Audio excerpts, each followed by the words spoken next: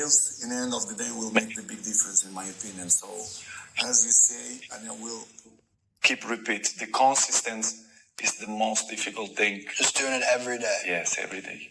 Do you ever wake up and you say, I don't want to do it today? I fight against my mind. Yes, sometimes it's happened. We are all human beings. We are not happy every day. We are, not in a good mood every day. It's normal. It's part of us. What do you do to overcome that? I fight against that. It's the big challenge. It's when you're not willing to do something, but you have to do it.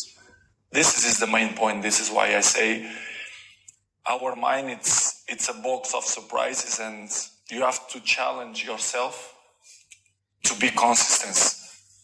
I repeat, sometimes it's hard. It's what many people say, you like to go to the gym every day. Of course, no. It's not true. Nobody likes to go to the gym every day.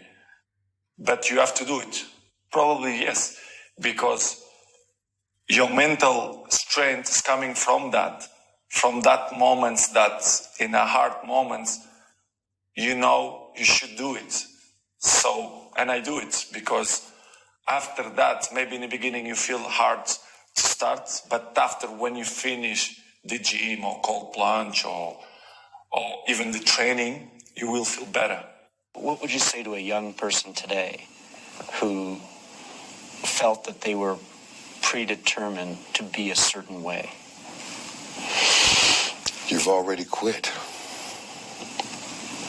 If you've accepted that where you are is where you're going to be, you've already lost. And there's no power in that. There's no power in that. That's like staying right here. You're not popping the clutch. You're not going forward.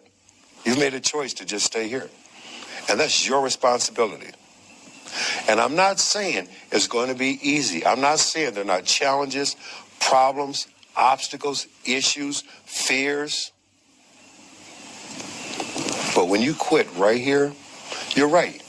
This is where you're going to be. You never quit. Quitting's not an option. Hey. Don't ever let somebody tell you you can't do something. Not even me. All right? All right. You got a dream, but you got to protect it. People can't do something themselves. They want to tell you you can't do it.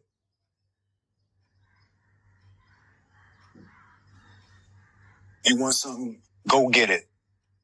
Period. How do you love yourself, Luis? Because I talk about it all the time. So I made a list of how to love yourself. And it's even in poster and postcard form now. But number one on that list of how to love yourself is to stop all criticism.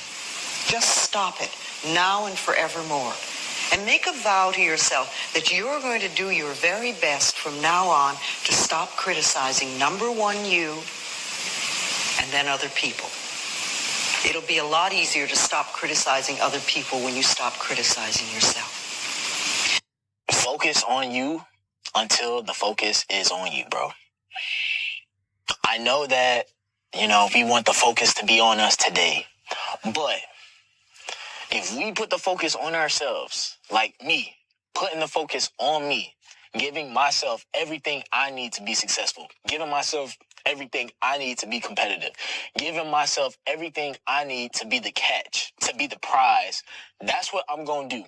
When you focus on doing that, fellas, and you don't pay no mind to nothing else outside of your control, you don't pay attention to them paying attention to you. When you stop doing that, I promise you, that's when the focus and the attention is going to be paid on you, bro. I promise you. Been anything along your journey that you've kind of regretted?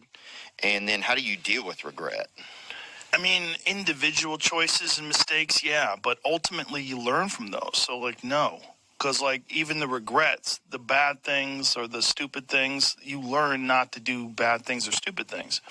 All those things are beneficial in some way if you can get through them. If you did something that resulted in someone's death or something horrible like that, yeah, it'd be a terrible regret. But I've been very fortunate that hasn't happened. But the dumb shit that I've done or the bad mistakes that I've made, they've taught me. You learn. Like, that's why failure is so important. Like, failing and fucking up and making mistakes, it's very important. That's how you learn. That's the bad feeling that you get from something that you shouldn't have done or wish you didn't do or wish you did better. Like, especially failing at something where you half-assed it and you just feel like a fucking loser. Like, that just teaches you. It teaches you to get your shit together. Well, you have such a good ability to learn from those things. Some people, I think, kind of it's just like it gets repetitive for some people. That's dangerous. Yeah, it's dangerous to dwell on past mistakes because people sort of define themselves by the worst moments that they've ever had. And if that's the case, like some people are stuck in high school. They're stuck in failures that they had like when they were first getting jobs, and they always think that they're a loser, and they don't like the feeling of failure, so they keep low expectations so that they never have to feel that. You got to get through it. You got to get through bad feelings. You got to get through failure. It's very important. And you get through it by just picking yourself back up and moving forward and going. But it's hard for a lot of people because that sting, they never get over it, the feeling of failure. And they don't have a good support system, like good friends. Like having a good community of friends is very, very important because you can feel like if a girl broke up with you, and you feel like you're the worst. You're a fucking loser. Like you're a piece of shit. But then you go out with your friends and you have a few laughs, and next thing you know, you're laughing, and you're like, I'm all right. We'll be all right. And look at you today, man. Yeah. And I just think that's really critical, right? And it's like, because everybody has dreams. And as much as you want to be able to listen a little bit, because somebody's going to give you a gem, but nobody knows but you. You can't get advice on what you should do with your life, right? Nobody knows what you are. Like even sometimes you don't really even know what you are. You got to take your shot. And it's like, as much as you want people to agree and you want the people around you to be supporting your dreams and all, it's not going to be like that all the time. You got to do it alone. And people will help you, and when you get the ball rolling, people will jump on. But if you don't believe, nobody else is going to believe. People come along because your belief is so insane. Thoughts are like drops of water. You drop a drop of water on the table here, and it doesn't mean much. But if you keep dropping and keep dropping and keep dropping, you get the table becomes a wash, and then you get a puddle on the floor. And then you can get a little pond and a lake, and finally you can create an ocean. And with our own thoughts, we can drown in a sea of negativity, or we can float on the ocean of life. And it's up to us. The thoughts we think accumulate. And what sort of puddles are you standing in? Or are you up to here? Or are you up to here and trying to paddle? What are you doing to yourself? When we're willing to change our thinking, we can change our experiences. And it doesn't matter if you've got a big puddle of negative thoughts. You can move over here and create a puddle of marvelous positive thoughts. You can make changes, always. So you want to turn those fear thoughts into positive affirmations.